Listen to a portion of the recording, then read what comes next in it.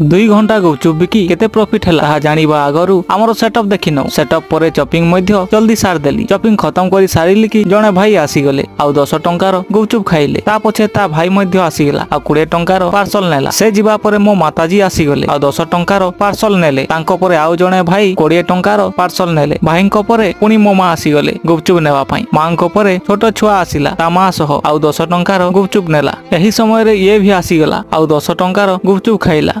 एही महाशय आसिले आ 10 टंकार चखना नेले। ए पर्यंत मोर 70 टंकार बिक्री हेई सारी थिला। फिर एई बालक आसिला आ 20 टंकार गुपचुप खाइला। तापरे दुई झियो आसिले जणे 20 टंकार पार्सल नेला आ जणे 10 टंकार गुपचुप खाइला। सेमाने जिबा परे हमर महाशय आसिले आ 10 रो गुपचुप खाइले। तापरे एही काकी आसिले आ 20 टंकार गुपचुप नेले। तांको परे एही पिला पुनी आसी गेला सांग को नै आ 20 टंकार गुपचुप खाइला। एबे जाय मसला एतिकी बची थिला जाहाको मु एही पिला को 20 टंकार गुपचुप देई देली। एही प्रकार 2 घंटा गुपचुप बिकी 225 हेइथिला।